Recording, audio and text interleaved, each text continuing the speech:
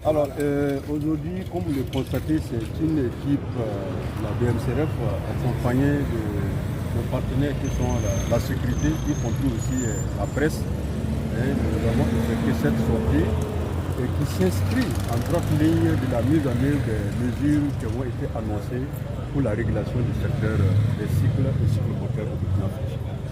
Alors, si vous vous souvenez, le 16 juillet dernier, le ministère de l'Industrie et de l'Artisanat, à travers la Brigade mondiale de contrôle économique, avait animé un point de presse. Un point de presse au cours duquel nous avons mis l'accent sur un certain nombre de constats que nous avons relevés sur le terrain suite à nos multiples sorties dans le secteur des cycles et cyclomoteurs.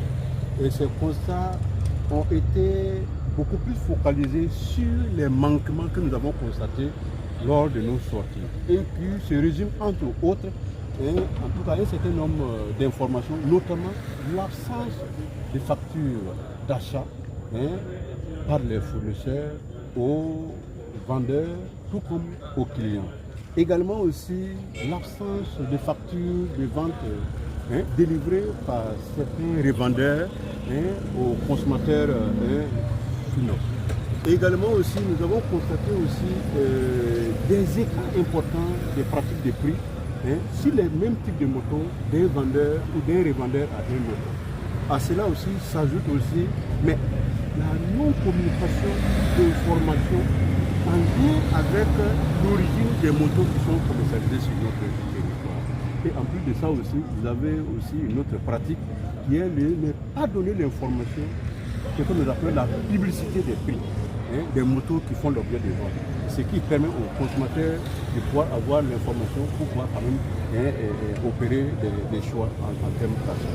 Donc, autant de manquements que nous avons constatés, et c'est ça qui nous a permis d'animer cette conférence de presse, au cours de laquelle nous avons donné un mois. Un mois pour permettre aux acteurs de prendre des dispositions pour pouvoir se conformer à la réglementation. Donc, pour nous, depuis le 16 juillet, nous avons continué à observer régulièrement le marché, mais ces derniers temps, on a constaté un repli, effectivement, en termes de pratiques du jour. Et c'est pour ça que nous sommes sortis encore pour montrer, en tout cas aux acteurs économiques, que nous avons donné un mois pour qu'ils puissent se conformer. Et c'est pour ça que nous sommes là, pour constater effectivement si ces mesures ont été respectées. Et nous avons constaté avec nous, depuis qu'on est sorti, qu'on a toujours cette pratique de ne pas aller vers le respect de cette réglementation. Mais ce matin, vous avez constaté que beaucoup sont encore là et ne sont pas en mesure de nous présenter les documents d'achat de leurs motos. Beaucoup sont encore là dans les mêmes spéculations, soit disant que c'est des dépôts-ventes. Donc, chose que nous avons condamné fermement lors de nos dernières sorties. Et on pensait que vous allez apprendre la chose. Et c'est pour ça que le mot d'ordre encore ce matin est lancé. Toute irrégularité constatée, c'est une fermeture pure et simple. Et donc, les intéressés devront venir s'acquitter de lourdes amendes.